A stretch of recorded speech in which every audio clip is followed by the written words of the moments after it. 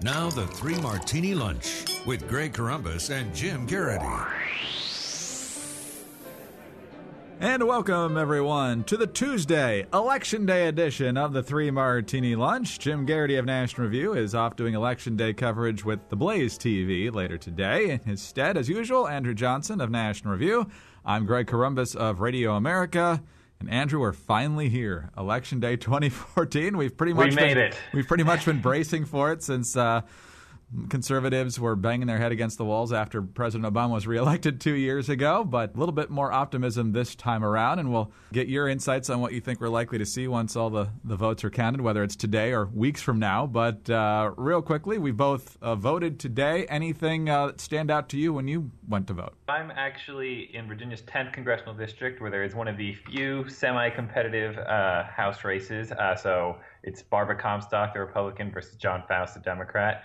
It was my first election here in Virginia since I moved back here about a month ago. I actually grew up in that district, grew up in that area. So for me, it was actually a walk down memory lane because I ran into my childhood neighbor's parents. I ran into my history teacher. So it was actually a fun blast from the past for me. But other than that, I mean, there's actually already in the morning some pretty heavy turnout, and it looks like that race will go Republican, will go for Barbara Comstock. But yeah, we'll see. Again, it's fortunate to be one of the few sort of exciting House races going on right now. My trip to the polls was pretty uneventful. We went as a family, and so with two small kids, they behaved very well. That was good. Very low numbers of people at the polls. We're in a different congressional district, and that is not expected to be all that competitive. That might be one of the reasons for the lower turnout. The one optimistic sign I saw outside, because usually you have the people from both parties handing out the sample ballots. Only the Republicans bothered to show up in my precinct. So not sure how much those people, how much difference those people make, but if they do, then slight tip of the hat to the GOP for getting out there and making sure everybody has a chance to see the sample ballot from their perspective. So on to the double good martini here. The only bad twist to this is that it's coming out here in the last couple days of the campaign rather than the last few weeks, although some of this was known, certainly the Kay Hagan story. Let's start with her.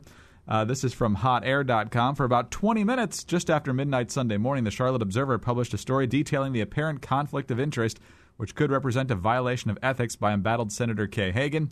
The story revealed the details of an investigation into Hagan's family, which received hundreds of thousands of dollars in stimulus grants which Hagan voted for as a member of the U.S. Senate. According to the Fox affiliate there, the state of North Carolina is going to launch an investigation into Hagan's family to determine if they benefited from the senator's conflict of interest. File that one away in a state where the Senate race is very close, but Democrats are believed to have a slight edge. And let's move to another one up in New Hampshire. This is from the Daily Caller. Democratic New Hampshire Senator Jeanne Shaheen was principally involved in a plot with Lois Lerner and President Barack Obama's political appointee at the IRS to lead a program of harassment against conservative nonprofit groups during the 2012 election. The memo obtained by the Daily Caller briefed the Democratic senator about a coordinated IRS Treasury Department plot to target political activity by nonprofit 501c4 groups. The plot was operating out of Lois Lerner's tax-exempt government entities division. So not only is Jeanne Shaheen up to her neck in it, but it also exposes the executive branch's tentacles being involved with this from the Treasury Department, i.e. the White House, just as we suspected. So, Andrew, again, would have been great if these had been known about a couple of weeks ago with some more publicity, but at least it's out there now. Yeah, I mean, can't wait to send these people back to the Senate, can't you? No. But whether it's Hagan or Shaheen, I guess the most important thing to take away from this is if the Republicans do capture the Senate, it's these sorts of issues that they will now be able to investigate. You know, the House has done what it can in investigating everything from the IRS to Benghazi to all these other issues that have come up. You know, even the stimulus situation with Hagan raises some eyebrows about what's going on there. Or were there other situations like this where lawmakers were benefiting? It's good news in the sense that it should raise voters' attention and concern about all the sort of murkiness that has been going on, and knowing that today, if you're catching wind of this today, it's not too late to do something about it, to either replace the senators or the people that have been involved in this stuff, but also to create a legislative body, an investigative body that can look into these sorts of issues. We'll see how many of those remaining undecideds there were that this will sway, or how many people this will compel to actually get out the vote. But for Republicans, it's a little late. It's even later than an October surprise. It's a November surprise, I guess. But, you know, it helps your cause. in a race where New Hampshire, in some of these polls, even Brown's got a 1 or 2 point lead before this story broke. So if one of the two goes to the Republicans, my bet would be New Hampshire. But can't really figure out whether a story breaking this late makes that big of a difference and how many people will actually hear it. So multiple things you read and people you talk to say that North Carolina and even New Hampshire are sort of Democrats' firewall. They know if those go, they know they're in trouble. And, those are on the East Coast. So we will know pretty early. We won't have to stay up all night for Alaska, let's say. But yeah, so again, are these specific stories going to completely change the tone of the race? No, but it does continue to add to the picture of, do you want to send Democrats back to the Senate? All right, on to the bad martini now. And it was just yesterday that the good martini for Jim and I was Tavis Smiley on Face the Nation saying, look, I'm not telling blacks and Hispanics not to vote Democratic, but you got to ask the question, what have they actually gotten by voting Democratic? You've got a horrible black unemployment rate. It's not much better for Hispanics. They're constantly being told to let some other interest group or demographic ahead of them in line for special attention or treatment from the administration. So there's not a lot of reasons for them to be fired up for Democrats. And so, Andrew, you would think the Democratic response would be, oh, that's just not true. Look at all these things, all these reasons why we're the party that African Americans and Hispanics should gravitate towards. That was not, however, the explanation given by First Lady Michelle Obama on the TV One program hosted by Roland Martin. And that's my message to voters.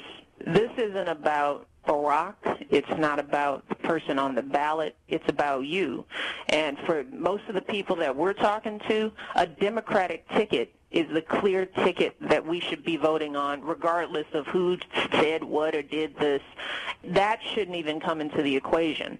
Voting is critical no matter who's on the ballot. All right, let's check it off here. Let's see what we're not supposed to pay attention to if you're a black voter. A, the president. B, the person whose name is on the ballot. C, what anyone has said.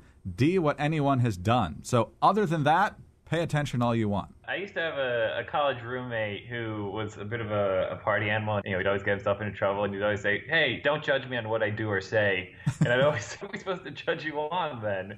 But it just shows desperate times call for desperate measures. They're not even proud of the candidates they're putting forward. They're more concerned about getting elected, and they're just saying, just vote for anyone with a D next to their name. It doesn't matter what they've done. It doesn't matter who they are. I mean, at that point, what's the point of even having a campaign? If it just matters, what's next to their name, then we all could have saved ourselves a lot of time and money. I've always had this idea, and I'm sure nobody likes it, but I'll run it past you anyway, that every name should be on the ballot with no party label, and it should be in alphabetical order, so you can't just figure out the person in one column and just go all the way down. You should actually have to understand the races. I'm open to something like that, and there are some states that I do have an issue where they have straight ticket balloting, where basically you just cross, D or R at the top, and it kind of automatically fills out the rest of the ballot for you with those.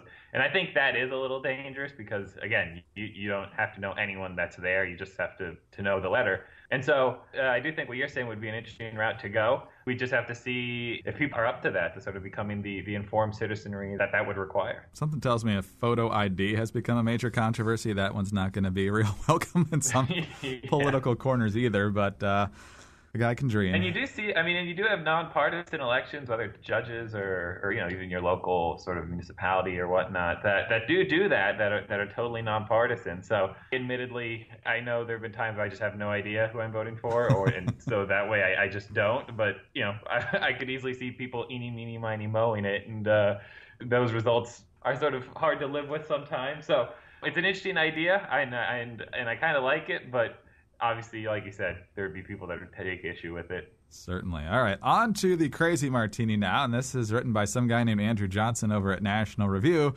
with a look at the Alaska Senate race, and essentially, to sum it up here, Andrew, it's if at first you can't convince people to vote for you, distract them by convincing them to vote for somebody other than the person you're actually worried about losing to. It was essentially Mark Begich is losing in most of the polls to Dan Sullivan. So instead of trying to make a convincing argument for himself, he's spending time boosting the Libertarian candidate in the race in an attempt to siphon off some votes from Sullivan. So fill in some of the details here and just how much this smacks of desperation. Basically, the plan is Begich isn't necessarily trying to get votes for himself. The plan is just to make sure that Dan Sullivan, the Republican, doesn't get any votes. By giving the Libertarian candidate there, whose name is Mark Fish, which is a great name, airtime and mentioning him in ads and trying to push to make sure that he's included in debates. He's basically just trying to see if he can get some shaky Sullivan voters that have some libertarian tendencies to vote libertarian, to raise awareness of this libertarian candidate. And yeah, I mean, it screams of desperation. He knows he doesn't have a strong enough base to propel him to victory. So Begich is trying to pry those away from Sullivan. And Alaska is, a libertarian frontier mindset of enough state that we'll see if it has any impact. But in my reporting of this, I basically found that Mark Begich has spent more money advertising Mark Fish than Mark Fish has. You got to wonder about some of these libertarians as potential stalking horses. I mean, you're back in Virginia now. We've got this guy, Robert Sarvis, who ran as a libertarian for governor. Now he's running for Senate. When he was running for governor, he was a libertarian for higher taxes and Medicaid expansion. Go figure that one out. Yeah, I mean, it's actually kind of funny, too, because with Mark Fish, without getting too much into Alaska Libertarian Party politics, he didn't actually even win the Libertarian primary. This other guy did. And he ended up dropping out, and Libertarians were upset because they thought he was actually a GOP plant. He was kind of an unknown, but he somehow won, what you can imagine was a very contentious primary. So when he withdrew, they picked Fish, who finished second in the primary, to go. And when I actually spoke with Mark Fish, and he basically says as long as someone's saying his name, he doesn't mind it. He said he wasn't going to denounce Begich's advocacy of him, even though he said other than surveillance, which is the main thing that Begich is trying to promote Fish on, they don't agree on anything else. Fish has been in libertarian circles for a while. I think he's genuine, but I think you are right. There are circumstances where it seems like that's what these candidates are only looking to sort of serve as that role, a sort of the spoiler role. All right, real quick. Andrew, yesterday, Jim and I basically came to the same conclusions. It'll be Republicans plus 8 by the time all votes are said and done. Even if there are runoffs, eventually it'll be a 53-47 Republican Senate. We basically thought that Democrats would hold North Carolina, New Hampshire, and pick up Kansas, since Orman will most certainly caucus with the Democrats. But we pretty much had the Republicans running the table the rest of the way. What's your gut feeling? Not to make for uneventful podcasting, but I actually had the exact same thing right in front of me. I think we could be in for a relatively long night, because what I said earlier is I think if North Carolina and New Hampshire go, we know it's a good Republican year. We know Republicans are taking the Senate. If that goes the way we all seem to expect it will, that Democrats will hold on, then we'll have to wait later into the night. We'll have to see how Iowa unfolds. We'll have to see how Colorado unfolds. Kansas, is Roberts going to be able to hang on? By the time we get to Alaska, I think we should have a pretty good sense, especially if Alaska's a few days from now. But we may know outright too. But yeah, I agree with you guys. I think sort of taking the rolling average of how I've felt over the past week, I've kind of settled on that split. All right. Well, good. We have consensus. So we'll either all be geniuses or all be something other than geniuses. Andrew, thanks for being with us today. Get a little bit of sleep tonight, and I'll talk to you tomorrow when we actually have some results. Sounds good. Take it easy. Happy Election Day. Thank you. You too. Andrew Johnson of National Review. I'm Greg Columbus of Radio America. Thanks for being with us today, and be sure to join us on Wednesday for the next 3 Martini Lunch.